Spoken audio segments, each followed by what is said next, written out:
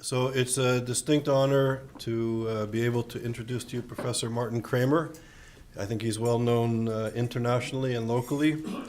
Martin Kramer is currently the president of the Shalem College. The Shalem College is a new undergraduate liberal arts college in Jerusalem, and it's really developing an international reputation for being an up-and-coming university. They take top-tier university students, so it's a place to watch develop. And I think it's the first liberal arts college in Israel, I believe, ever, yeah. So Martin Kramer is an expert or an authority on contemporary Islam and Arab politics. Martin earned his undergraduate and doctoral degrees of Near East Studies from Princeton University. During a 25-year academic career at Tel Aviv University, he directed the Moshe Dayan Center for Middle East and African Studies. Martin has taught as a visiting professor at Brandeis University, the University of Chicago, Cornell, Georgetown, and the Johns Hopkins University. He served as a visiting fellow at the Woodrow Wilson International Center for Scholars in Washington. He was also a fellow at the Washington Institute for Near East Policy and at the Harvard University's Olin Institute for Strategic Studies. I'd recommend, he's published widely over the years, and I would recommend, for those of you who don't know, his blog is very important. It's called Sandbox. I'd urge you to read it. You can be kept up on not only analysis, but kind of the day-to-day developments in the region. Tonight, Martin Kramer is going to speak about, the title of his talk is called Gaza equals Auschwitz, Antisemitism by Analogy, question mark. So it's an honor that you're here. Thank you.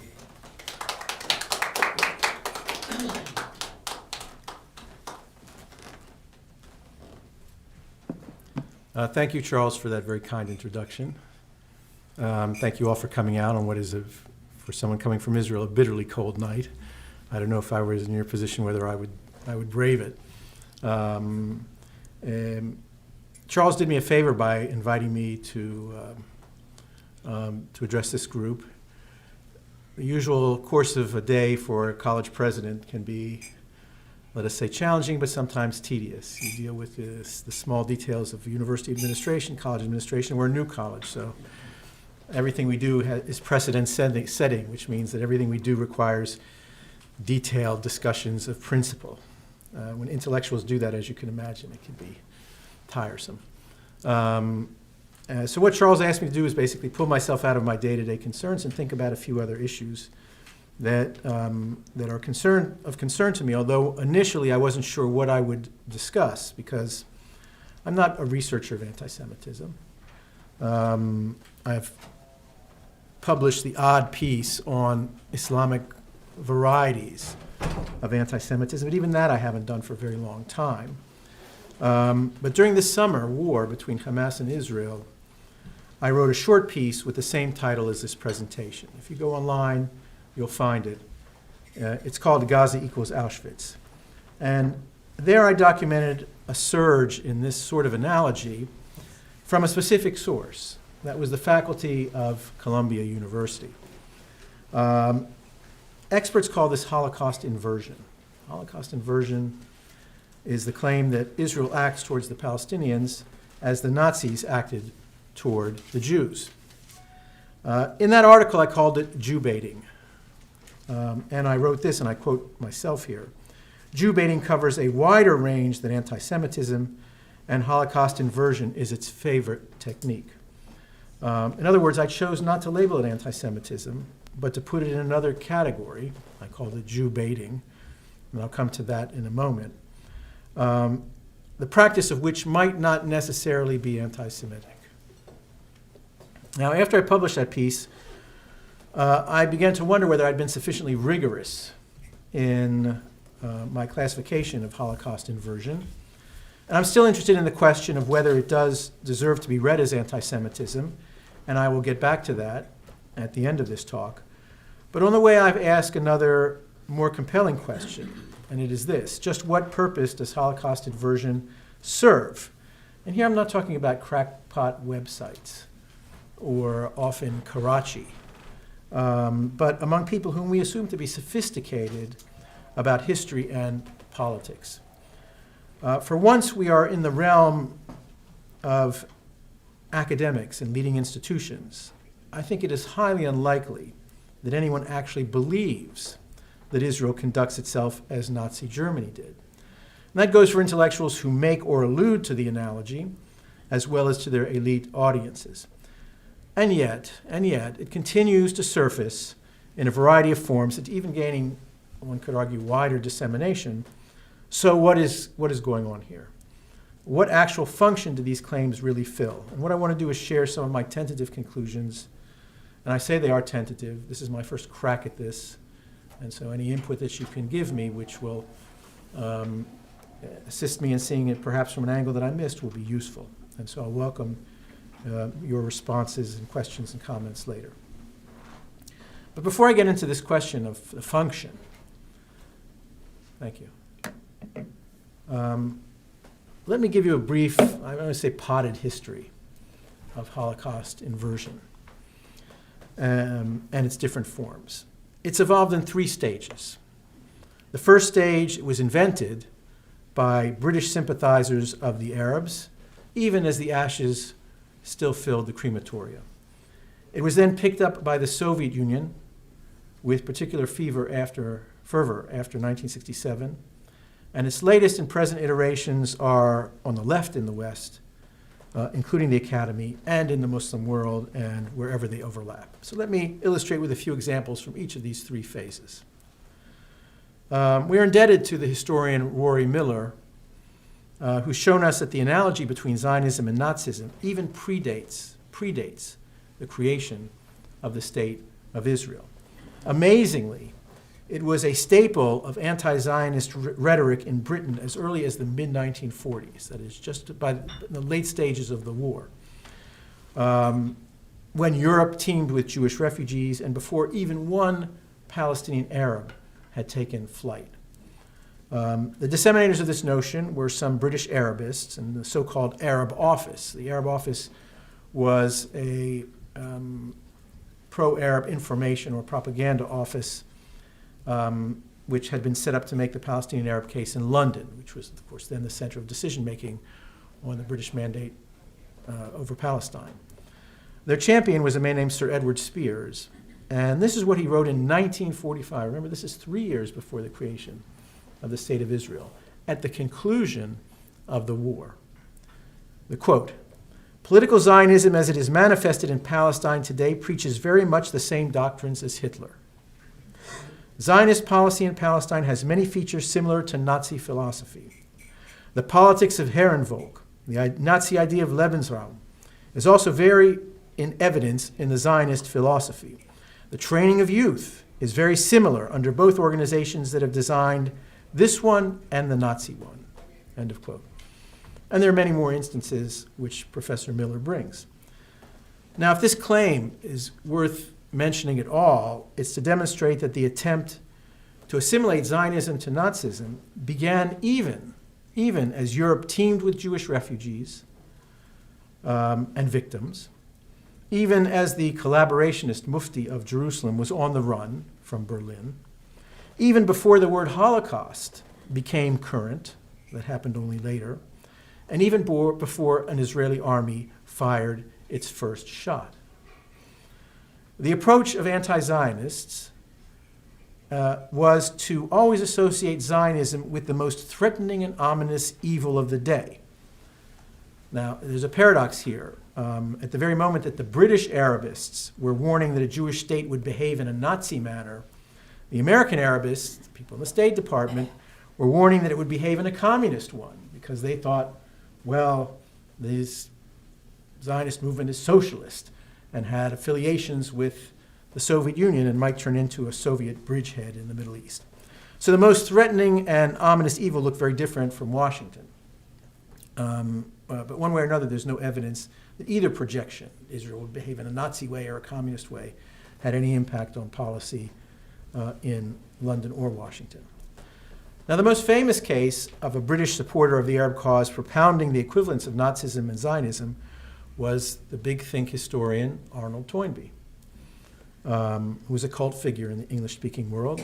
Some of you are probably too young to have read him, But you go back and you'll find his picture on the cover of Time magazine way back in the 50s, when wise men from Europe were considered to be oracles.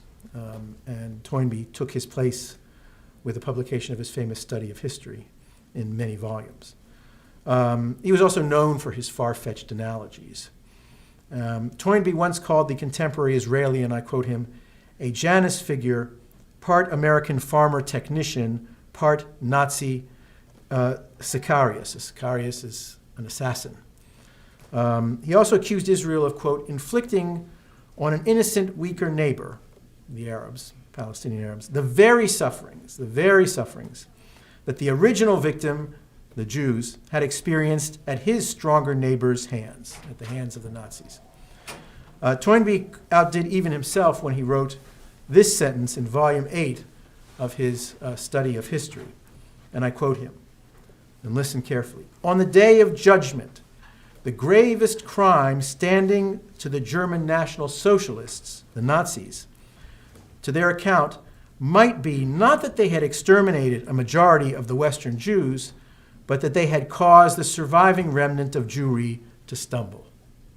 Right, the stumble, of course, being Zionism and the creation of Israel, which is here cast as a more criminal venture even than the Nazi extermination itself. And needless to say, Toynbee did not go unanswered, and this caused quite a bit of back and forth at the time. But the really big boost to the equation of Zionism with Nazism came in the Soviet Union and began in the 1950s. It was Soviet propaganda that first began to equate the Star of David with the swastika in cartoons. It was in the Soviet Union that books were published alleging Zionist-Nazi collaboration. And after 1967, it was the Soviets who turned up the volume to high on the Zionist equals Nazi amplifier. Now, here are just a couple of the most noteworthy examples. The Soviet premier Alexei Kosygin at the United Nations in June 1967, that is, right on the heels of the Six-Day War. The Israeli occupation was days old. Quote, what is going on in areas occupied by the Israeli troops brings to mind the heinous crimes perpetrated by the fascists during World War II. In the same way as Hitler's Germany used to appoint Gauleiters to the occupied regions, the Israeli government is establishing an occupation administration on the seized territories and appointing its military governors there. And here is Party Secretary General Leonid Brezhnev the following month in Moscow. Quote, in the atrocities against the peaceful Arab populations, it seems the Israelis try to copy the crimes of the Nazi invaders. The aggressors conduct themselves like the worst bandits and commit atrocities in the Hitlerite style, end of quote. Now, it would be the Soviet example, I think, that the Arab propagandists would emulate, at first very hesitantly, because Nazism didn't have the same range of negative associations in the Arab world as Zionism had. But the more Arabs became aware of the Holocaust and the extent of Nazi crimes, the more eager they became to equate Zionism with Nazism.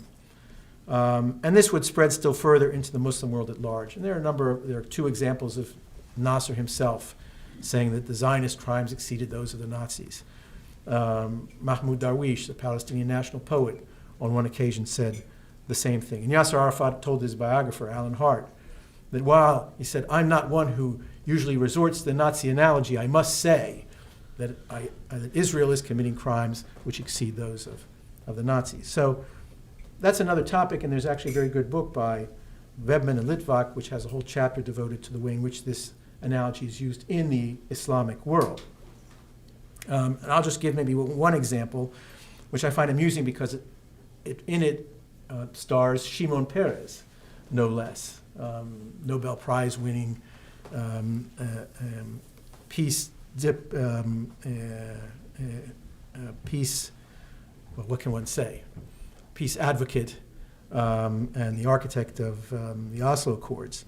On the eve of the Durban conference, he appeared on the cover of an Egyptian weekly in a Nazi uniform. He was foreign minister at the time. And when this drew criticism in Israel and elsewhere, a bevy of Egyptian intellectuals began to write to defend this analogy. And here's a quote from one of them. Peres committed and commits more ugly acts against the Arabs than the Nazis did against the Jews. That about Shimon Peres. And another wrote that Hitler, quote, Hitler is the one who is unjustly treated in the comparison with Peres. So that gives you the sense that really no one is immune to this kind of analogizing in the Arab Islamic world. Today, of course, the preeminent disseminator of Holocaust inversion in the Muslim world is the president of Turkey and the former premier of Turkey, Recep Tayyip Erdogan, who returns to this theme repeatedly. Here is a prime example from this past summer, and I quote him, "What is the difference between Israeli actions and those of the Nazis and Hitler? How can you explain what the Israeli state has been doing in Gaza, Palestine, if not genocide? This is racism, this is fascism, this is keeping Hitler's spirit alive."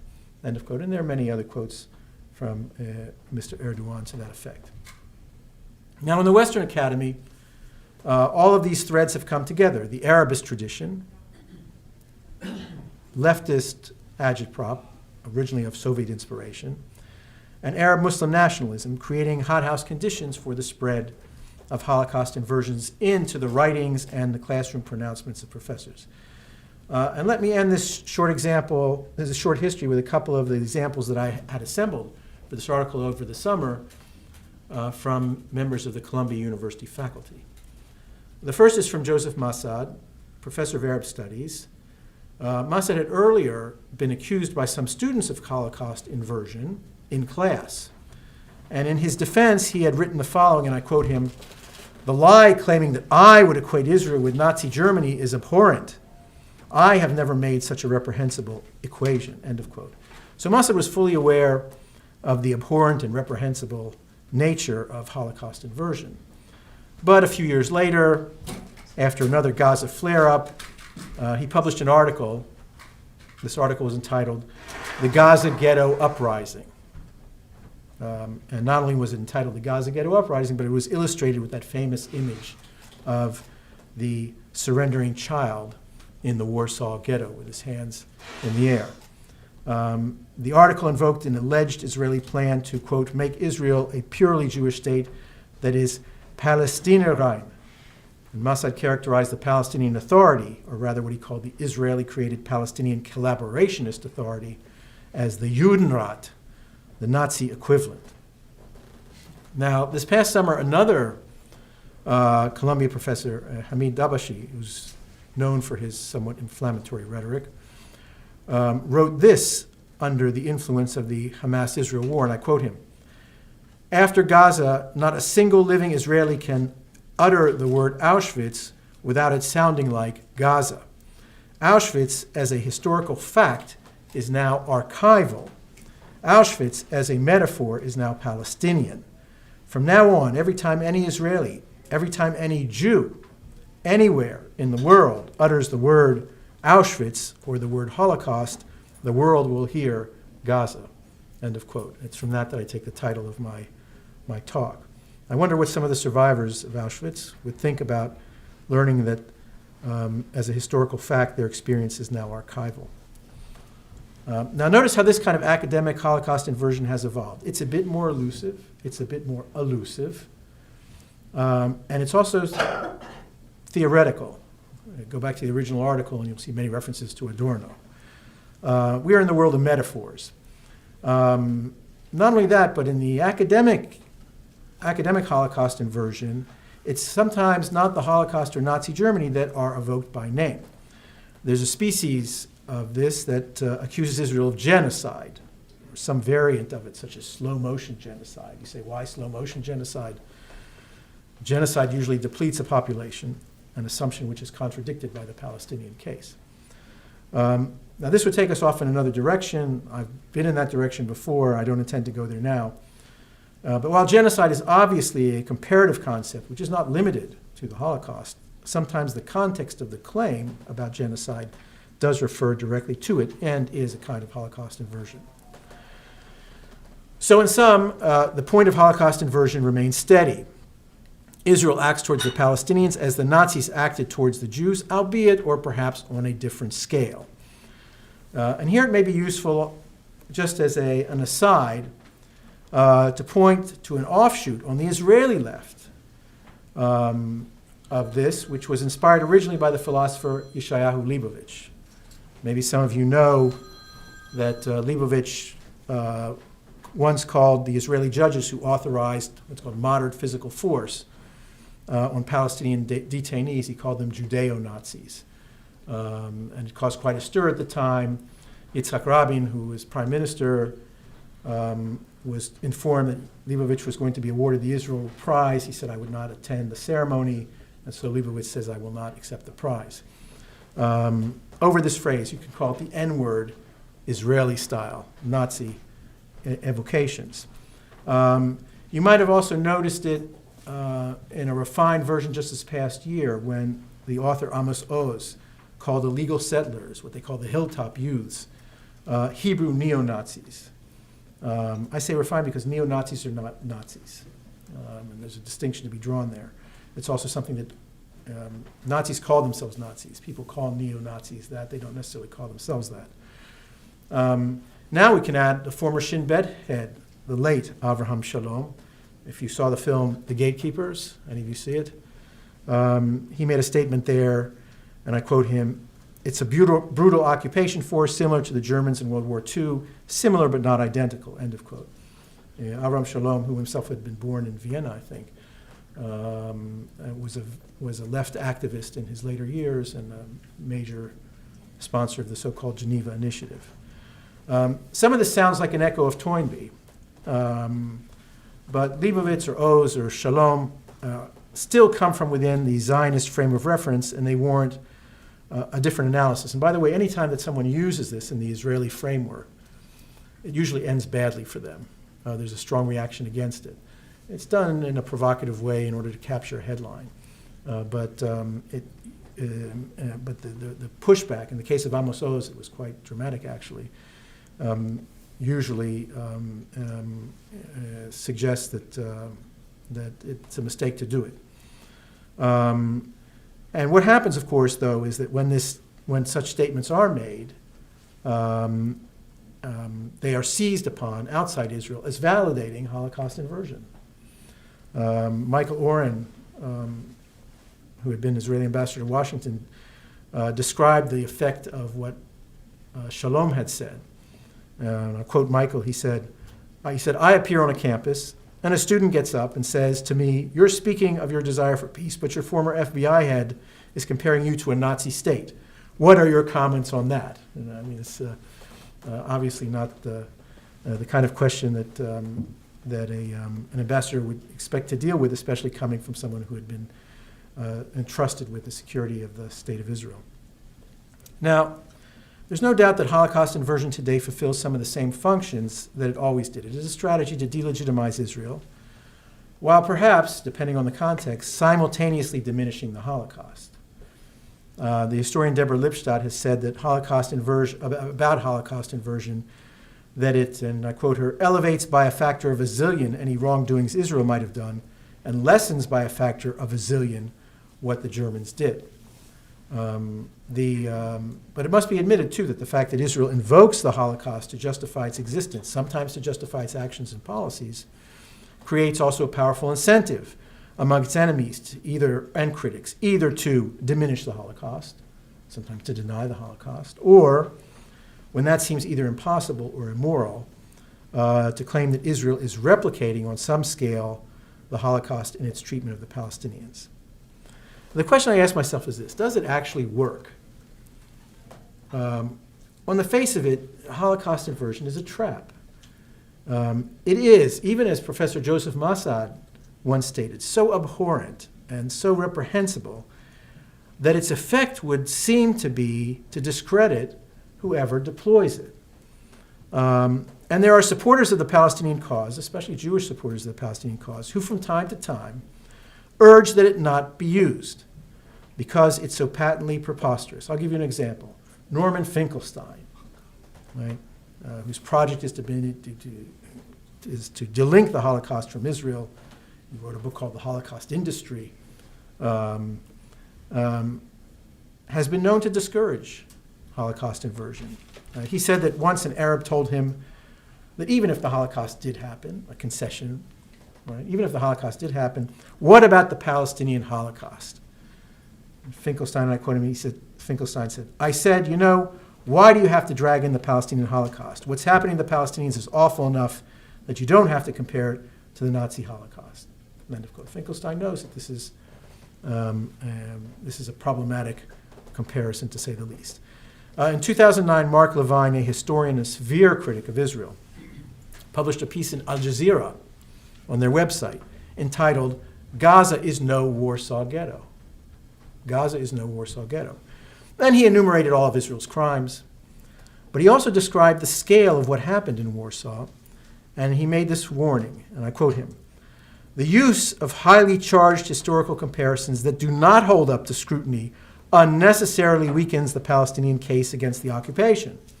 In a propaganda war in which Palestinians have always struggled to compete, handing Israel supporters the gift of inaccurate or exaggerated comparisons does not help this struggle, particularly not in Israel and the U.S., the two most important battlegrounds in this conflict." So here's Mark Levine, a Jewish supporter of the Palestinian cause, warning the Palestinians not to go down this route, and that it is a gift to the supporters of Israel to make what he calls a comparison that does not hold up to scrutiny. So if Holocaust inversion is such a gift to Israel supporters, why do people continue to give it? And in particular, people who should know better, like professors at Columbia, people who are surrounded by Israel supporters. They live in one of the world's most Jewishly saturated environments. I mean, it's one thing when Holocaust inversion is deployed in Pakistan or in Palestine, because there it makes perfect sense as a tactic. But on the Upper West Side of Manhattan, really? I'm going to propose two explanations for what might otherwise seem inexplicable. The first is that Jews are particularly susceptible to Holocaust inversion. Now, you may think that that's paradoxical. After all, how could Jews, especially in America, where Holocaust awareness is very high, be susceptible to equating Nazi extermination of the Jews with Israel's treatment of the Palestinians? The vulnerability emerges from that interpretation of the Holocaust according to which this unique event burdens the Jews with a unique responsibility. And ironically, I think probably the best summation of this was made by two Palestinians in an article they wrote, who identified this point of vulnerability when they wrote the following, and I quote them: "The Holocaust does not free the Jewish state or the Jews of accountability. On the contrary, the Nazi crime compounds their moral responsibility and exposes them to greater answerability. They are the ones who have escaped the ugliest crime in history, and now they're perpetrating reprehensible deeds against another people." So this is a fascinating idea, that the Holocaust compounds the Jews' moral responsibility. Not only were they victims of the Holocaust, but now they bear a special responsibility, a special burden on account of it. That idea was not invented by anti-Semites. It was invented by Jews, who concluded that the Holocaust, itself a unique event, obligates Jews uniquely to stand in the first line against injustice that in any way resembles the Holocaust in any of its many phases. And it's this concept, and one might go so far as to call it a conceit, because it presumes the Jews are gifted with some higher moral sensibility. It's this concept that makes some Jews especially vulnerable to the claims of Holocaust inverters, and it's why Holocaust inversion is often directed precisely at them. And it's why I instinctively classified it as Jew baiting. It's a tactic which is not directed towards the widest possible audience, but specifically towards Jews, in order to provoke a response from Jews, because to everyone else it sounds totally preposterous. Let me give two examples of the vulnerability of two fervently Zionist Jews to Holocaust inversion. The first is the case of Jacobo Timmerman, who was an Argentine Jewish dissident in the dark days of the so-called Dirty War. He went off to prison. Israeli diplomacy finally got him freed, and he came to Israel as an immigrant. And in 1982, he reported on the Israeli invasion of Lebanon. He wrote a book which was highly critical of it. I forget the title. I think it was called The Long War or something. Anyone remember? Now, needless to say, the Holocaust inverters had a field day with Ariel Sharon's march toward Beirut. And Timmerman seemed at first to see through them. Here's a passage that Timmerman wrote. Harvard is mentioned in it, which appeared in that book. The Harvard, Princeton, and Columbia professors who went along with the PLO for years, were they allies or accomplices? To speak of a Palestinian genocide or of a Palestinian Holocaust, to compare Beirut with Stalingrad or with the Warsaw Ghetto, will move no one and will only serve to feed their egos and settle accounts with other academics in whom these images can arouse guilt feelings. Jews know what genocide is, a Holocaust, a Nazi, end of quote. So that was a very straightforward repudiation of the Holocaust inverters in American academia. It's interesting that this is 1982. The same themes are returning over 30 years later. He's saying Jews know what genocide is when they see it. They know what Nazism is when they see it. And they won't be fooled and they won't be cajoled. And yet elsewhere, in the same book, Timmerman showed his own vulnerability precisely to the tactic used by Holocaust inverters when they pinpoint some supposed similarity between Israeli and Nazi conduct in order to neutralize the Holocaust as a point of Israeli reference. And here is the quote. This is about Lebanon, 1982. From now on, our tragedy will be inseparable from that of the Palestinians. Sounds like what Hamid Dabashir said earlier, right? Whenever someone says Auschwitz, people will hear Gaza. Inseparable. Our tragedy is inseparable from that of the Palestinians. Perhaps some of us will try to sidestep the Israeli moral collapse by resorting to statistics and comparing Auschwitz to Beirut. In other words, so many more died in Auschwitz than in Beirut, etc. It will be in vain, he says. The victims of Auschwitz would never have bombed Beirut. Our moral collapse cannot be diluted by statistics. End of quote. Now, this dismissive reference to statistics, right, deeply discounts one of the core characteristics of the Holocaust, which is its scale and scope. Remember that a key element, by the way, in Holocaust denial is to say that not so many Jews were killed, that the Jews exaggerated the numbers. Right? And once this is done, the door is wide open precisely to the kind of Holocaust inversion that Timmerman himself so abhors. For then any Palestinian suffering, regardless of its degree or the scale, becomes a similarity that places Israel in the dock with Nazism. I'll give you another more recent example, which I think perfectly demonstrates both the knowledge that Holocaust inversion is perverse, yet manages to leave open the door to it. It appears in Ari Shavit's new book, My Promised Land, which I'm sure many of you have read, more particularly in a chapter that is really a recycled article from 1991, in which Shavit tells of his duty as a guard at a detention center in Gaza. This is before Israel evacuated Gaza. And there he manages to conjure up an analogy between this detention camp, which was probably no worse than Guantanamo and undoubtedly better than Abu Ghraib, between this camp and a Nazi extermination camp. Let me read you the quote from Mr. Shavit. Although unjust and unfounded, the haunting analogy is pervasive. And I, who have always abhorred the analogy, who have always argued bitterly with anyone who so much as hinted at it, can no longer stop myself. The associations are too strong.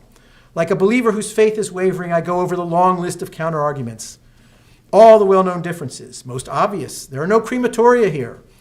Also, and in the Europe of the 1930s, there was no existential conflict between two peoples. Germany, with its racist doctrine, was organized evil. The Germans were in no real danger whatsoever.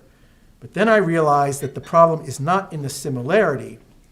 No one can seriously think there is any real similarity. The problem is that there isn't enough lack of similarity. The lack of similarity is not strong enough to silence once and for all the evil echoes. It's a very curious passage. There is no real similarity, and yet there isn't enough lack of similarity. I leave you to unravel the threads in that. There isn't enough lack of similarity. This is exactly the opening that Holocaust inverters seek to enter. And that brings me to my key point. The Holocaust inverter in Western academe doesn't believe that there is an actual equivalence between Israel and the Nazis. The Holocaust inverter knows perfectly well the history and the scale of the Holocaust, knows it as well as Ari Shavit knows it. The Holocaust inverter even knows that the analogy, in some sense, is abhorrent and reprehensible. But he or she also knows that by making the analogy, the defendant, that is the supporter of Israel, will be compelled to enumerate all of the dissimilarities and in so doing leave exposed some superficial similarities that will prompt the Timmerman response or the Shavit response. That is, Auschwitz and Beirut, Auschwitz and Gaza are obviously not actual equivalents, but they belong to the same moral category. This is precisely the objective of Holocaust inversion, and Jews are the perfect target for it, because who, if not Jews, have the duty to sound the alarm when any form of injustice or cruelty has the potential to culminate in a Holocaust. In the same way, Palestinian propagandists who speak of a Palestinian Holocaust, they don't claim that the Nakba, right, 1948, approximates the Holocaust in any historical sense, but their project is to find or allege small-scale similarities, right? A massacre in Lydda, a forced labor camp at Ijlin, a hidden mass grave in Jaffa, all with the purpose of establishing the Palestinians as victims on an equal plane. The second reason Holocaust inversion persists, despite its supposedly self-defeating excess, is that it makes lesser but still preposterous analogies sound more reasonable. So Israel is not Nazi, but it is fascist. So it isn't guilty of genocide, but it commits massacres and mass killings. Gaza isn't a concentration camp or the Warsaw Ghetto, but it's the world's largest outdoor prison camp. And Israel isn't Nazi Germany, but it is apartheid South Africa. Having exhausted your outrage against the Nazi analogy, you'll be a tad less vociferous in expressing your outrage at these other analogies, which are also specious, but which now appear reasonable and worthy of debate. In other words, Holocaust inversion is a kind of rhetorical softening up. I give an example in that article about Columbia professors. I gave you a couple of examples.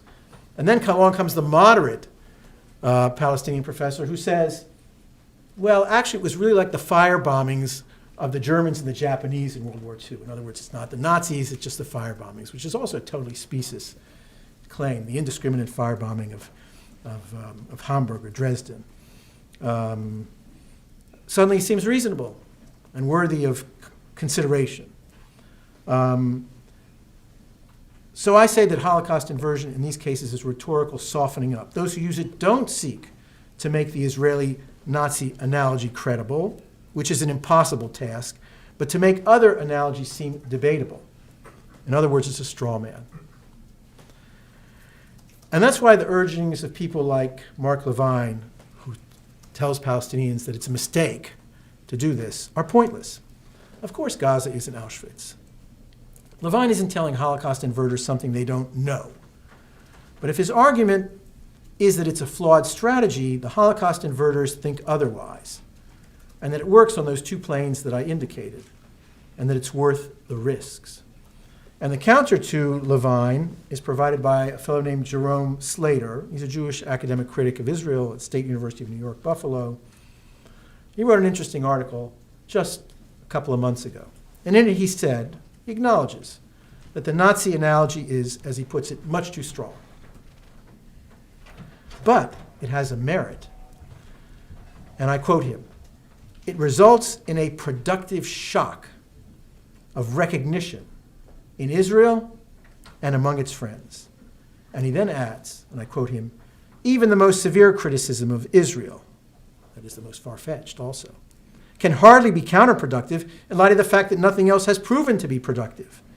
That's not to deny that even limited or hypothetical analogies to Nazi Germany are risky. Nonetheless, because Israel has gone so far down the road to fascism, not Nazism, the risks must be run. Desperate times require desperate measures."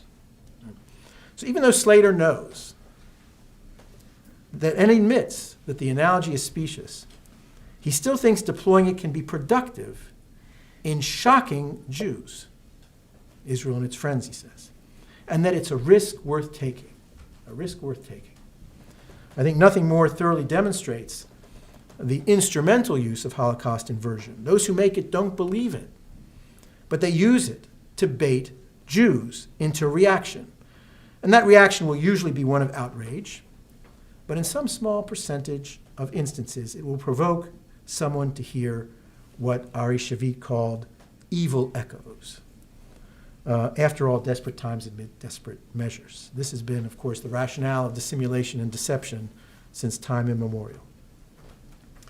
Well, I now come to my final question. Is it anti-Semitic? There was once something called the Working Definition of Anti-Semitism of the European Monitoring Center on Racism and Xenophobia. It was considered to be a point of reference for all those interested in definitions. I think it's no longer current, is that correct? Right. Well, basically, they no longer make a definition. And it included this statement. Examples of the ways in which anti-Semitism manifests itself with regard to the State of Israel, taking into account the overall context, could include, and in that list, drawing comparisons of contemporary Israeli policy to that of the Nazis. Now, the key caveat here is in the overall context, right? Which I presume to mean that there must be some other less equivocal evidence of anti-Semitism in the rhetorical package in which the comparison appears. That, I would argue, is certainly the case when Holocaust inversion surfaces in the Arab and Muslim world, often in a setting which is saturated with anti-Semitic tropes about world Jewry's control of the media and the Israel lobby's grip on Washington and so forth. There it is clearly an anti-Semitic context. But Holocaust inversion is often deployed, sometimes even by Jews and Israelis, as a tactic. It's a despicable tactic because it plays on the vulnerabilities of Jews, on their unresolved ambivalence about having power in the world, on their propensity for moral self-flagellation. That doesn't make Holocaust inversion anti-Semitic ipso facto. It just makes it exploitative. And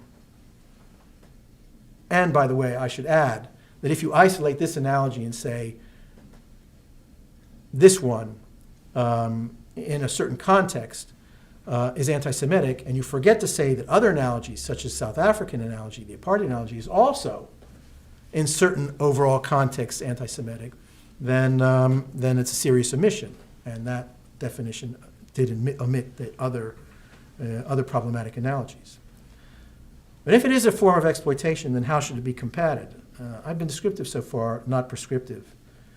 If it is true that people of basic intelligence and honesty just don't believe it, and it's usually put forward by people who don't believe it, refuting it by demonstrating that Israel isn't Nazi Germany would be unnecessary and self-abasing. And you notice I haven't wasted any time in this lecture refuting the claim itself. In these instances, the analogy is probably best ignored because the whole purpose is precisely to provoke a discussion around a point of departure, which is an absurd premise. So that would be one strategy. I do think that another prescription might be to remove Nazi analogies altogether from currency in regard to Israel. Elie Wiesel has, for example, called comparisons of Nazi Germany with Iran unacceptable. And I quote him, "Iran is a danger, but to claim that it is creating a second Auschwitz, I compare nothing to the Holocaust." Nothing to the Holocaust.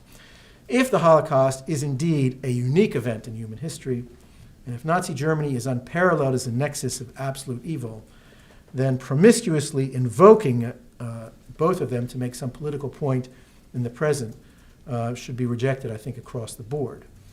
What are the prospects for such a rhetorical truce? Well, I leave that to you to calculate yourselves. Thank you.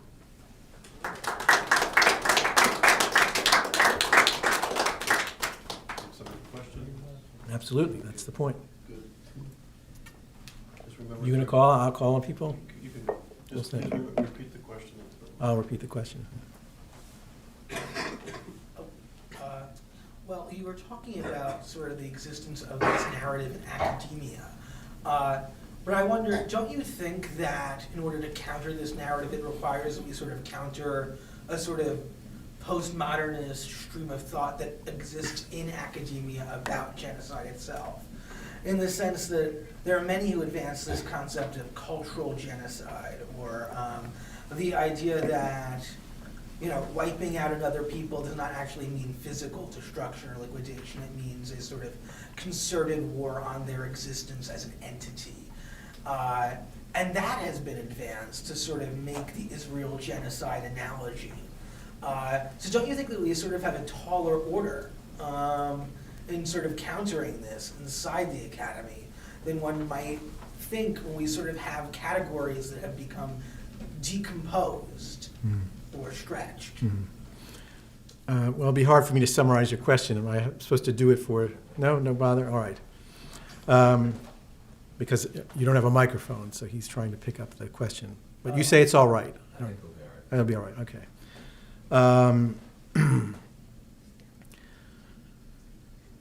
It's a valid point. I think that the supporters of the Palestinians have much to answer for to those who are truly vulnerable to genocide in the world, and there are some even in the Middle East, for taking a term and devaluing its meaning in precisely the postmodernist way that you indicate. Because if what is happening in, say, the West Bank is genocide, then every conflict is genocidal. Sometimes on both sides. And not enough has been done, I think,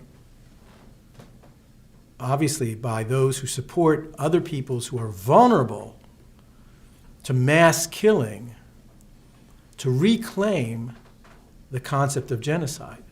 Because if genocide is everything, it's nothing. And then it's no longer possible to mobilize the international community to stop it. By the way, there are many terms that become devalued in political discourse. And arguably, the supporters of the Palestinian cause have done almost fatal damage to the concept of genocide. Now, it's one of those words which invites skepticism whenever it's invoked. It's one of those words that has become definitionally flabby. And that's unfortunate, because I think it is a term which, when it was coined, was meant to answer a very specific need.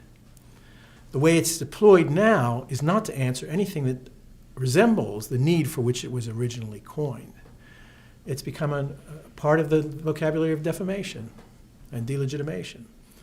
And I don't know how it can be retrieved from that. So the more elastic it becomes, the more meaningless it has become. And that's the effect of its deployment in the Israeli-Palestinian context. Yes? I have spent 20 or 30 years now studying genocide, writing several books about it. And there are several problems which start from the claims that the Holocaust is unique, it was the only genocide and so on. That's not so. People who say that have no idea what the definition of genocide is. And I agree with you about the misuse in various concepts, in various contexts, and that you might say it'd be better to abandon the whole concept, but it still has its legitimate uses, and it does have a legal definition in international law. Many of us, people studying right now, are more likely to talk about crimes against, atrocity crimes,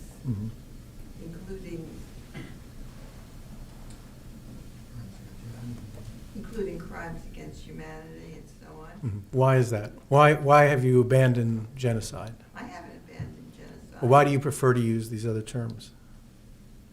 What's changed? Well, there are many situations which are neither here nor there. All right, so in other words, what you're saying is that although there's a definition in international law, right, that in the actual application of this definition to real life situations is problematic. Application of legal definitions is Always problematic. problematic. No, when Lemkin created this concept of genocide, he obviously meant that it would include more than the Holocaust. He himself, Was not aware of it, no, he was not aware of what? of the annihilation of the Jews. No, I think he was aware of the annihilation of Jews, but he wanted to create a category which included more than that. Right. And genocide was intended to do just that. But I don't think he meant for it to be infinitely elastic. Now, the definition that one sees in international law is I think, rather too elastic, to the point where the instances that could be categorized as genocide don't necessarily give rise to outrage, which, properly speaking, they should. And that's the consequence of an expanded definition of it. There's no getting around it. If you expand the definition of it to include a wider range of instances, then the effective outrage, which the term was invented to provoke, will be diminished.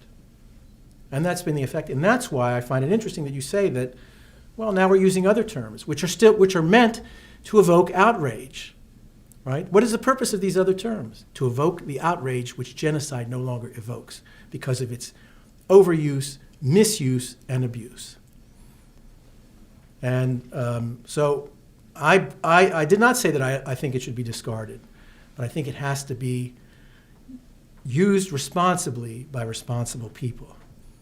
And responsible people have to make sure that it isn't systematically abused and applied to cases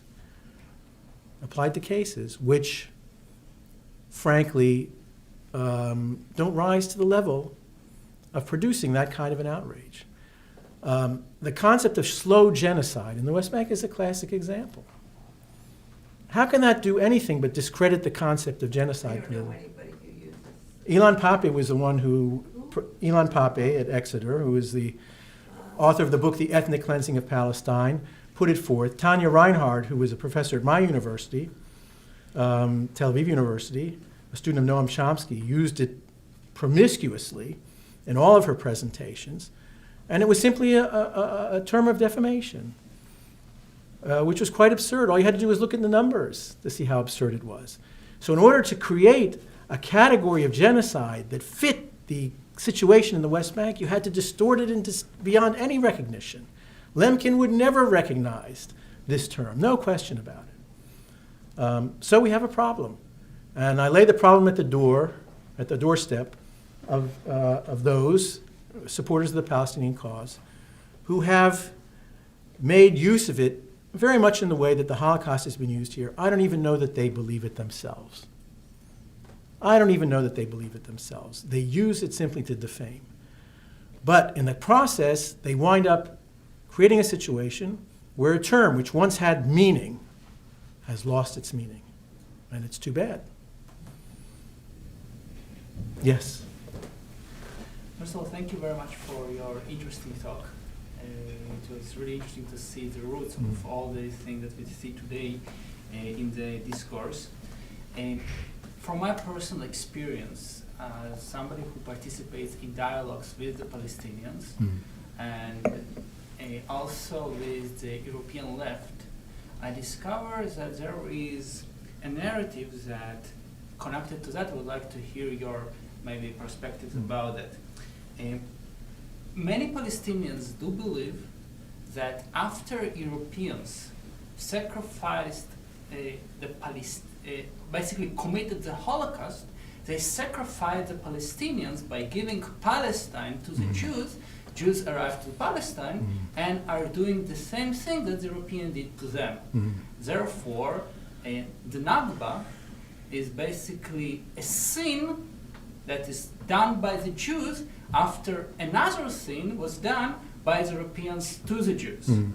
And that basically shapes the narrative of I'll say most of the Palestinians that I met, it's widely accepted among the European left, and it causes to the same terminology that was used once in the 50s, for instance, Eichmann trial, the idea of public trials that you today see all these Russell tribunals, self-appointed people who sit on a public square and do this judge of, I would say, crimes against humanity. It uses the same language, the same words, the same terms that were used in the 50s when we were discussed Nazi criminals. And I think it has something to do with that narrative. And of course, because today in our Western culture, all the Nazi ideas or Nazis are symbolized as the pure evil, it connects together the Jews with the pure evil, and of course contributes to the altogether to the cause. Yeah. Well, I mean, you perfectly outlined the perspective of many Arab Muslims and also many Palestinians, and among them, by the way, are some who will acknowledge that there was a Holocaust. They say, yes, indeed, there was a Holocaust. They don't deny that the Holocaust took place. They simply, but they do argue that they have been made to pay the price for Europe's sins. It is interesting, though, the contradiction between that and the notion that the Jews themselves are European colonial implants. If the Holocaust has any lesson in the context of European history, it is that the Jews ultimately were seen as the other, as not part of Europe. No more part of Europe than, say, the Muslims are now who are subject to, say, Islamophobia. They were outsiders, right? So you cannot, on the one hand, say that this was the sin of Europe, on the other hand say, and the Jews are themselves Europeans who have been imposed on us. They were the others. They had no place there. And so much so that they were actually eradicated from the face of that continent. So where do they fit? Where do they fit? They come, they preserve this historic memory of this place, which Arab Palestinians are not prepared to acknowledge, and we see that in the whole Temple Mount issue. They preserve the language, which anyone who speaks Arabic can see as a cognate language to their own, and was a language, even if it was not spoken day to day, was the language of prayer and was carefully preserved and was actually used in discourse between Jewish communities, which had it was a lingua franca of the Jews across seas. So what Arab Muslims and Palestinians haven't come to terms with is this otherness of the Jew in the European context, which is at the basis of the Holocaust. And what is equally peculiar is that they do not see their own culpability in the fate of the Jews of the Arab countries in the aftermath of 1948, where basically they projected their anger at what Europe did on the Jews who had lived amongst them since time immemorial. In the case of Iraq, since even before the advent of Islam, and in some other Arab countries as well. So there are contradictions in that position. Is there any reasonable prospect of changing people's views by bringing them to light? I don't know that that's the case. In the end, Israelis won't accept the Palestinian Arab narrative, and they won't accept Israel's narrative either. They're conflicting narratives. But it has to be recognized that if there are some certain contradictions in the Israeli narrative, there are also clear contradictions in this narrative as well. Are the Jews Europeans or are they not Europeans? If they're Europe's victims and yet they're not Europeans, what is their place? If they have preserved, even in Europe, an attachment to this place, does that warrant recognition of any sort? These are difficult questions,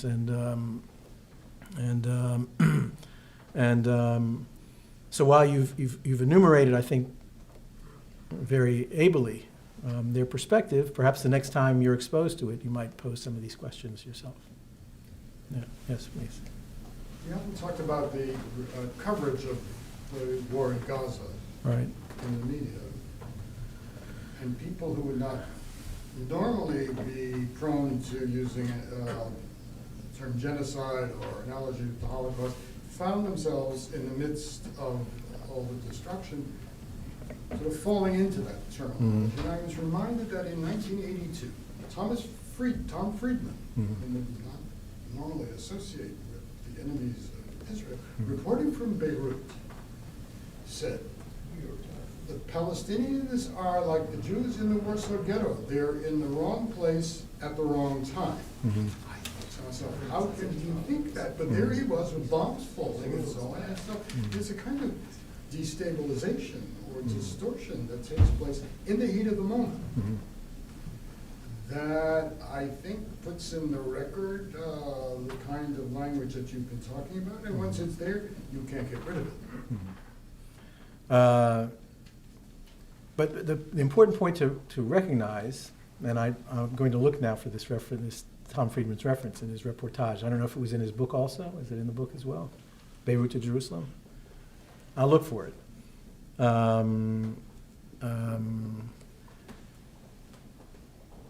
What's interesting is that this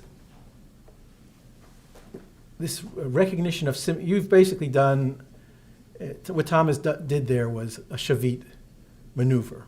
In other words, he sees a similarity. He knows there's no similarity, but then there's no comparison to be made, and yet there's some flash of similarity that he sees. Now, the very same events can take place in Iraq or in Syria. American commander in Afghanistan will not suddenly say to himself, my goodness, this is like the Warsaw Ghetto, or this is like Auschwitz. Here I am in Guantanamo or in Abu Ghraib, and I'm duplicating an extermination camp. Why is that? In fact, if you had someone get up and say, in this country, that what the United States has done in Iraq or in Afghanistan was to pursue a Nazi agenda, and that the American forces there were acting like the Waffen-SS, you would say, lunatic fringe, right? Lunatic fringe. Now, you'd find that on some crackpot website. And the reason I think on the far left you did get us. on the very, very edges, no responsible journalist would even speculate along those lines. Right? That's why I brought up Tom Friedman, Right. who would be considered a moderate. Which is why I say that's why I come back to the point I made before. Jews are the ones who are susceptible to Holocaust inversion. That's why it's used. That's why I call it Jew baiting. No one else is susceptible to it. Jews are. And that's why it's deployed, even by people who don't believe it. Even by people who don't believe it. Because Jews have this flash of recognition. The evil echoes, as Ari Shavi said. It's up here. It's up here in the minds of Jews with their historical experience. It's not out there in reality. Do you think that if Tom Friedman were confronted with this emotional outburst today, what would he say? If you said to him, look, that's what you said, Ben, do you still believe that? I wonder, he probably would say that I was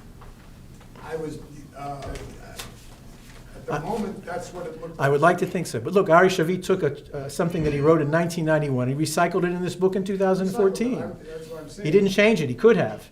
He could have said, looking back in retrospect, and all that's happened since, I gave examples, everything from Guantanamo to Abu Ghraib. Maybe I shouldn't have been making this comparison, even in my head. But he doesn't. He doesn't. He lets it stand as it was. So I don't know what Tom Friedman would do. But that's. I think he probably feels he wished he'd not said it. He wished he'd not said it. I don't know if he was criticized at the time for saying it.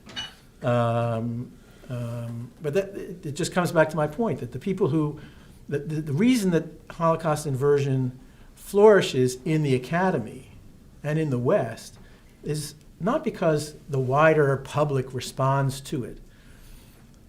It's because Jews respond to it.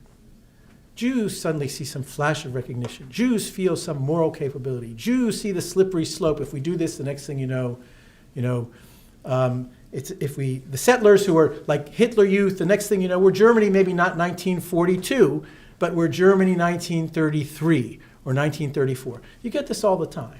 I think there's a wider audience, though, with moral sort of susceptibility than just Jews.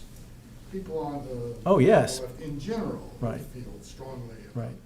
But not on but what you find on the left generally is not this response to the Holocaust inversion. It's the South Africa analogy.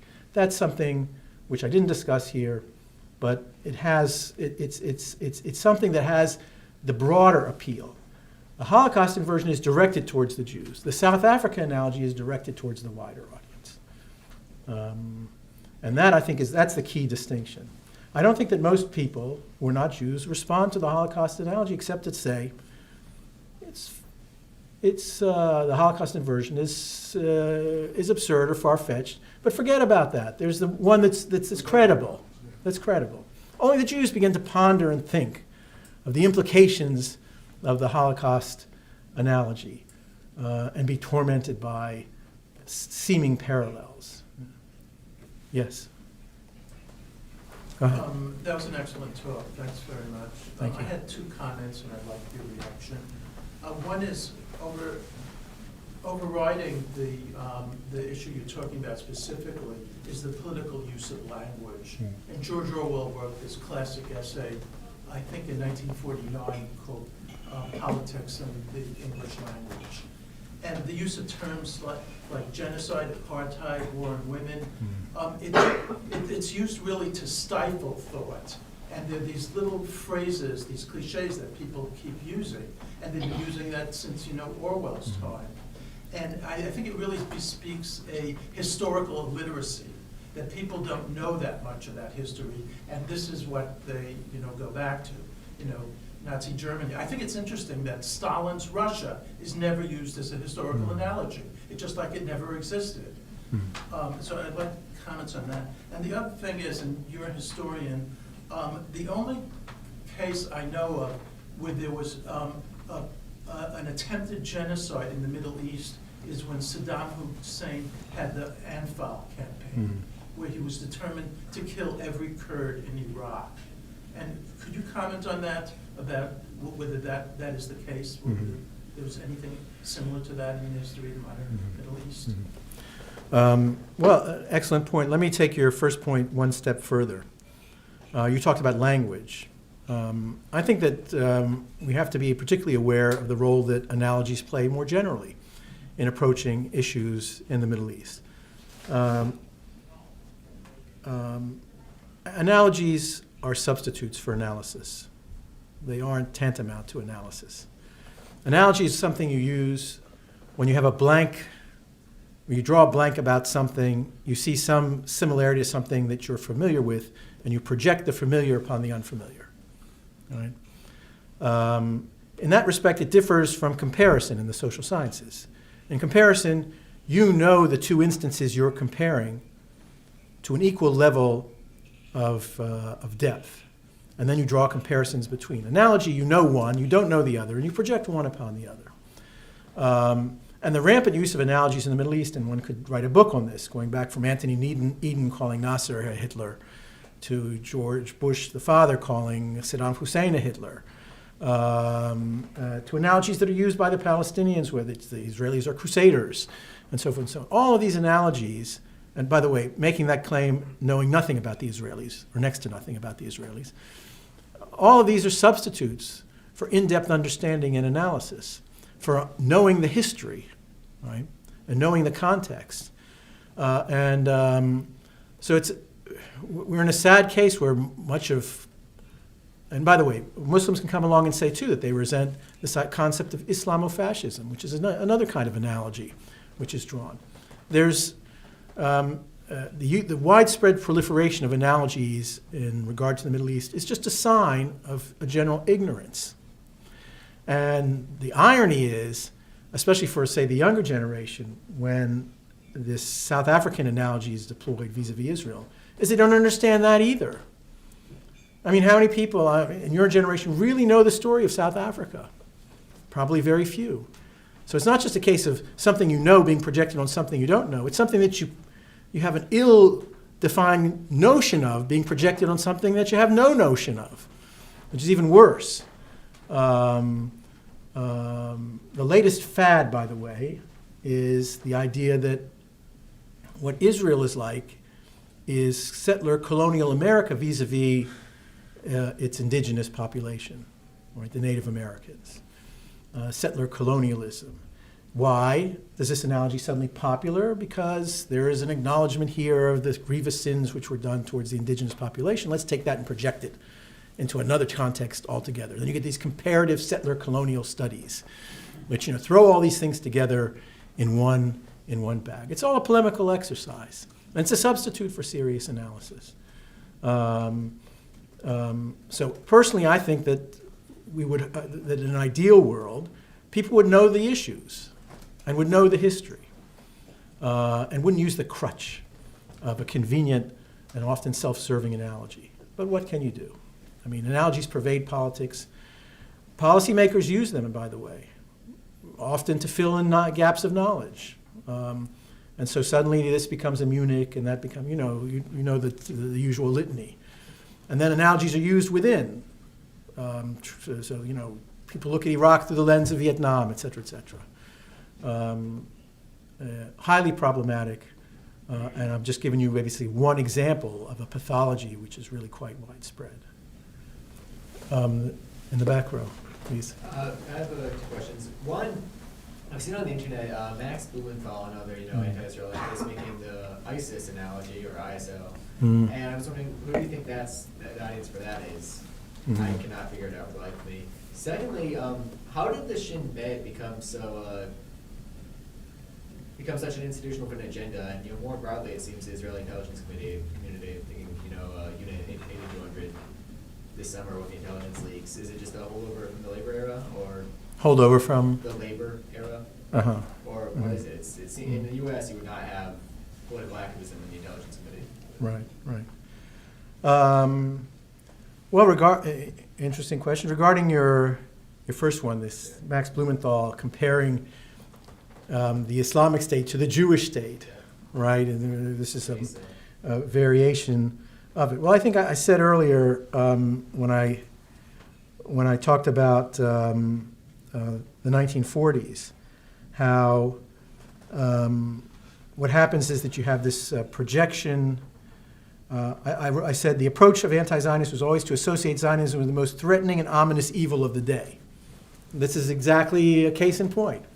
The most threatening and ominous evil of the day is the Islamic State in Iraq and the Levant. And so you have a projection. That's all it is. And what is the presumed similarity? A religious state. Jewish, Islamic. This is the presumed similarity. As if this alone, this mere fact that one is, that Israel calls itself a Jewish state and the Islamic State calls itself an Islamic State, creates total congruence of, I don't even want to begin to try to refute it, to go on and say this is liberal democracy versus totalitarian theocracy, so forth, the caliph and so forth. Why even go there? It's just a form of defamation. It's defamation by analogy. You think they don't believe it either? You think the people who say it don't even believe it? Look, if it were true, then Max Blumenthal wouldn't show up in Israel because he knows his head would be on a platter.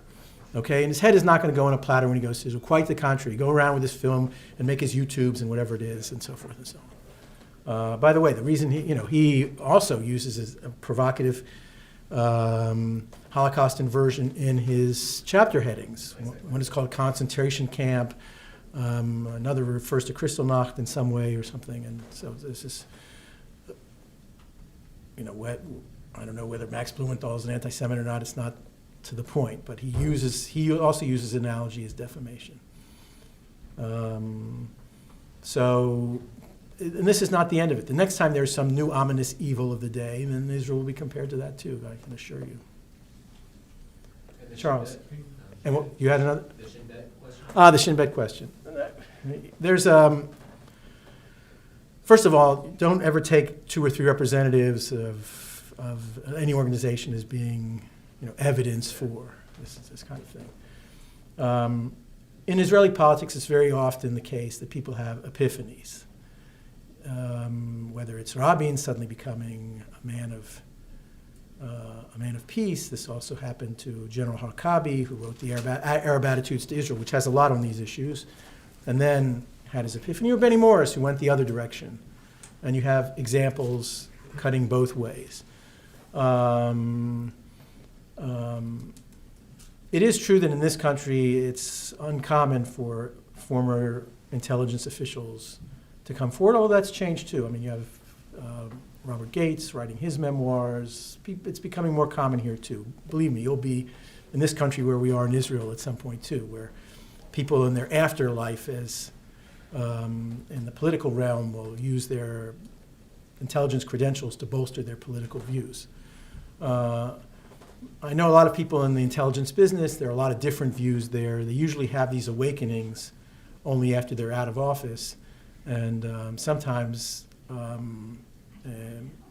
out of a motive to act in a contrarian way and so to remain relevant in the political arena. And I could name some other instances too. I don't think it has to do with labor per se.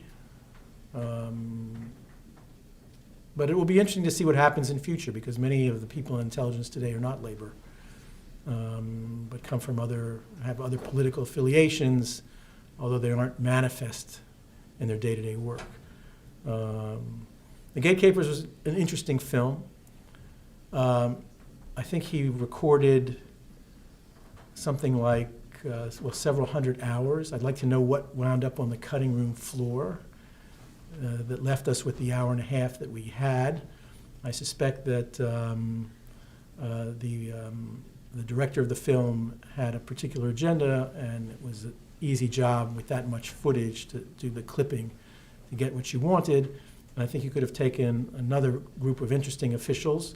There is, by the way, another film which was never appeared in English translation, of former heads of the Mossad, done in a similar way, which was shown on Israeli television.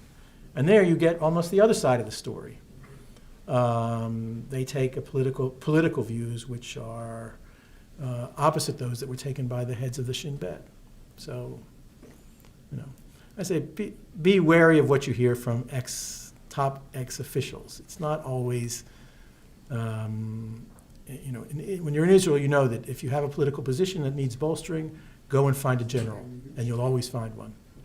The gentleman was also asking about Unit 8200. What about 8200? They came from these intelligence leagues and the Right. That's Unit 8200 is a huge unit. Look, it's like these BDS petitions. Now, BDS petition was signed by 60 members of the Princeton faculty. Not BDS exactly, though. Let me correct myself. They have called on Princeton to divest from companies which profit from Israel's occupation of the West Bank. That's 60 professors. How many didn't sign? How many received that petition in their inbox and ignored it, or discarded it, or sent it to spam? It is telling when you have enough people coming together to make a statement, but doesn't mean that it represents the considered opinion of everybody who is a veteran, say, of a unit like 8200. And I know that there were many members of 8200 who were embarrassed by it. They didn't feel that it would be appropriate to take the same measure of coming out in public to refute it, but they made certain journalists aware of their opposition to it, and so it was taken with a grain of salt. You don't hear much discussed, and it was just a matter of a few months ago. Charles. So I want to ask a question. So first of all, thank you very much for the great presentation. You said in the presentation that a lot of the sort of anti-Semitic propaganda came together in the academy, and I agree with you.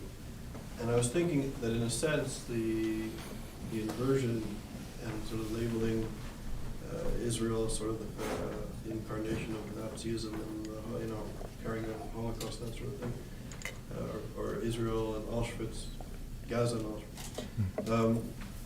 In a sense, it's a very extreme analogy, and yet it's had an impact. People like Friedman and Shavit and Amos Oz, people fall into it. So even though it's an extraordinarily extreme issue or phenomenon, it's had an impact in an important way, as you point out. And yet, my question is, I'm not articulating myself very clearly, but I'll try. So this is a very extreme case in a sense. Yeah. Contemporary anti-Semitism, I would argue, is predominantly now, in the contemporary context, an attack on notions of Jewish peoplehood. Mhm. So I was wondering, in the academic environment, where people are not using this extreme case, but use sort of postmodern literature, and so we were talking about Edward Said and kind of the material that comes out of his intellectual standards and leadership. There's disciples in Israel and all over the world. We were speaking earlier, I was speaking earlier with Hannah and David about the environment at Harvard and other universities where Jewish professors, Alan Dershowitz spoke about this in New York last night at a ISGAP event, how many Jewish professors find it increasingly difficult to stand up against this onslaught against Jewish peoplehood in Israel. Mhm. And it's more mainstream and perhaps more nefarious than this extreme case. Can you comment on that? Mhm. Well, the Jewish peoplehood issue is an important one. It's another one. And you know the argument that it was academized by Shlomo Zand, who was a colleague of mine, former colleague of mine at Tel Aviv University, in his book, The Invention of the Jewish People. The concept of the Jewish people was a 19th century invention by historians, very convenient for Zionist purposes. He also wrote a subsequent book called The Invention of the Land of Israel. That, too, he said was a 19th century invention. And in a way, it is a continuation of that old theory, which Arthur Koestler was associated with, that, in fact, those who call themselves Jews are actually descendants of converts in Central Asia, the so-called Khazars, and so this was the cruder form of this denial of Jewish peoplehood. They imagined themselves to have both their language, their history, and so forth and so on was all a creation of imagination. There's a lot of interesting research in all kinds of directions that counters this. There's some interesting research, which I'm not competent to judge, on which relies now on genetics, which is, as I understand it, the thrust of which is to establish that, in fact, there are very real connections between the Jews and the populations, which are still indigenous to the Middle East. Peoplehood is a matter of history and consciousness, though, more than it is a matter of direct descent. And those who deny Jewish peoplehood still have to somehow explain the miracle by which it has been preserved through the many vicissitudes of history. Arnold Toynbee, by the way, was one of, who I mentioned earlier, was one of the most noteworthy theoreticians along these lines. He wrote claiming that the Jews were a kind of a fossil people.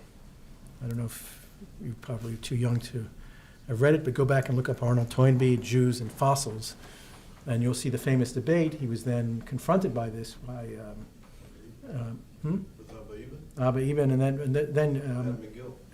at McGill. No. Yes. No, it wasn't Abba Eban, it was Herzog. Oh, you're right. Yaakov Herzog confronted him. They had a very famous debate over this. The fact is that, anti-Semites have a difficulty explaining the persistence of this awareness among a group of people that they are a people, in circumstances in which other human groups have disappeared from the historical record. So it is convenient for them to think, to argue that this is simply a recent or late invention. But I was also more referring to in Europe and North America, the attack on Jewish people is really focused on the connection of Jewish people to the land of Israel. Right, well, that's- the Jewish state. Right. And this is creating an atmosphere, I think especially in the academy, which is becoming increasingly difficult for Jewish scholars to show allegiance to Israel or Yeah. to even their own Yeah. cultural heritage. No, you're right. There's another aspect of this, by the way, which is, and you often hear the claim made that, that of course to be anti-Zionist is not to be anti-Semitic, which is obviously in some cases true. But I would say that it's becoming more and more difficult to maintain that position over time for a very simple reason. When the State of Israel was created, I'll give you an example of American Jew. There are 10 American Jews for every Israeli Jew. Now it's about 1 to 1. The day is approaching and the next generation will see it, where the majority of the world's Jews will be Israelis. And when we get there, it will be more and more difficult to say, yes, I am anti-Zionist, anti-Israel, and I favor the elimination of Israel as a nation state for the Jewish people, but I'm not anti-Semitic. Because Israel will not only be the home of the majority of Jews, but it will be the place where normative Judaism comes to be defined. That's a very different situation than in 1948, and certainly a very different situation than in 1918. So I think that argument is going to be increasingly difficult to maintain. It'll be interesting to see what further contortions take place in order to uphold it. Yes, Yan. I was wondering if you could just talk a little bit about the direction of Europe. The numbers of Arabs in France and Germany have skyrocketed, and also in United Kingdom, and specifically from your experience as the president of the university, academic boycotts, I guess, just also BDS in general. What do you think relations between Israel and the EU will look like in the coming years and decades? Well, I'm no expert on Europe, and I'm not there much except on occasional vacation. I don't get invited to conferences in Europe. There was a time when I did, in the mid-1990s, when the peace process was in bloom. Europeans had this notion that they would create all sorts of fora which would bring Israelis and Arabs together, and so then I was all over the map. But that ended, and that's that. Europe is less interested in facilitating that today and in coming to accommodation with its growing Muslim population. And the day could come when, as it is, looking, say, at the last 100 years of Jewish history, Europe was the center of Jewish life. Now it's a place we just mostly fly over on the way back and forth to Israel.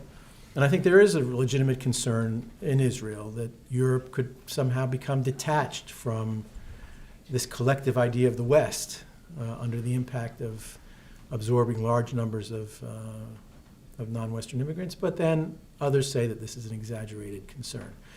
Certainly for Israel, it means that in the longer term, some of the sympathy that Israel enjoyed in Europe is disappearing, and Israel's relations with parts of Europe will be more strained. On the other hand, there are other areas of Europe which have come back into the limelight. In Eastern Europe, for example, where you don't have large Muslim populations, which are very eager to have relations with Israel, and in discovering their Jewish legacies. So who knows? It's difficult to make predictions about Europe. I'll say one thing about BDS, and this applies as much to the United States as to Europe, maybe even more so. It is a fact that every time a BDS resolution is passed, you hear all the many voices opposing it. University presidents and provosts issue statements. You had this with the American Studies Association. One of the salutary effects of that is that it got all kinds of higher administrators to issue statements saying, of course, we reject the boycott. But there's a stealth boycott that's taking place. And we already feel it in Israel. You organize a conference. In the past, you issued invitations to the conference. 50% of the people replied that they were coming. Suddenly you issue invitations for a comparable conference, and you see that only 15% of the people say they're coming. And no one says, I'm boycotting Israel. No one says, I'm not coming because of your crimes in Gaza. They have other commitments, clashes with some other activity. They can't tear themselves away. But the numbers are the numbers. You're doing a comparable exercise. In the past, you got this result. Now you're getting a different result. And what you understand is that de facto, there is a stealth boycott underway. No one admits to it. No one confesses to it, but it's taking place. And we already see the first signs of that. So I'm not reassured when presidents of universities and provosts issue these statements. I'm not even reassured necessarily when organizations reject BDS resolutions. The effect of this agitprop is that a boycott is taking place, a stealth boycott. And I think it needs to be closely monitored, and it needs to be discussed. We don't have time here to go into ways in which to deal with this, but basically what it means is that if anybody has any sense that an academic boycott is unfair, immoral, or illegal, now is the time for them to show up in Israel.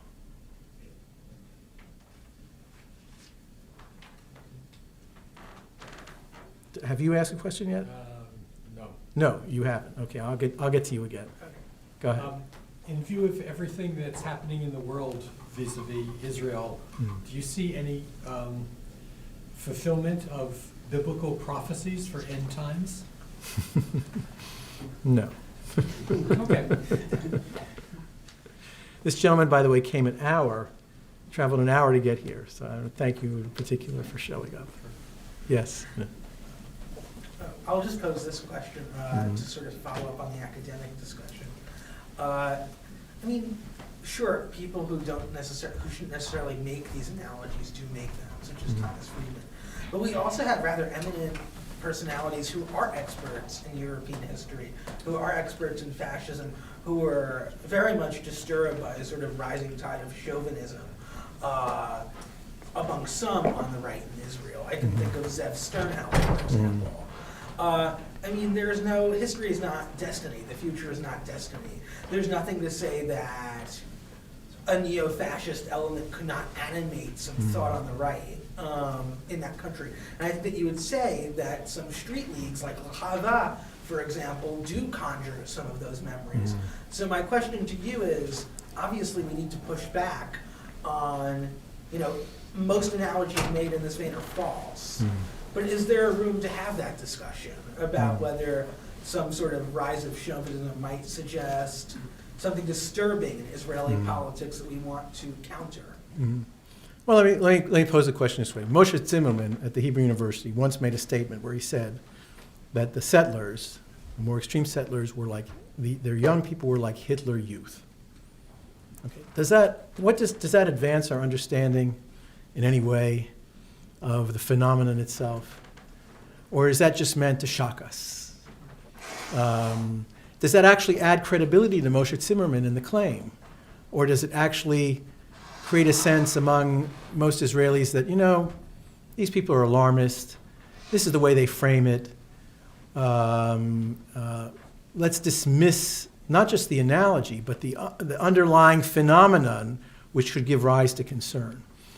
So, I don't, now, why would someone like Zimmerman or Sternhal? Because they're Europeanists, and supposedly they know, the European context. So they're bringing their knowledge to bear to say, we see these similarities. But, I mean, someone could come along and say, I'm an expert on Afghanistan, and they look like the Taliban to me, right? Or Blumenthal saying it's the Islamic State. I mean, the number of analogies you can draw when you're dealing with, say, West Bank chauvinists or settler chauvinists is unlimited. But do any of them enlighten us in any way about the phenomenon itself? Or is it polemical point scoring? It seems to me that the choice between Hitler Youth, Taliban, or Islamic State is a very rich menu that doesn't really add much taste to the eating.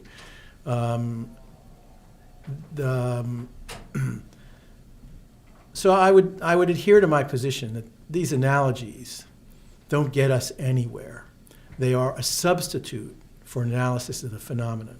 They are headline grabbing, and the effect of them often is to conceal the realities of the situation. And I would argue, too, that if you look back at sort of the way in which analogies were used in other Middle Eastern contexts, whether it was Suez in '56 or whether it was the Iraq War, some of the reasons that you didn't see what was actually going on in Iraq was because you were using a certain analogical framework.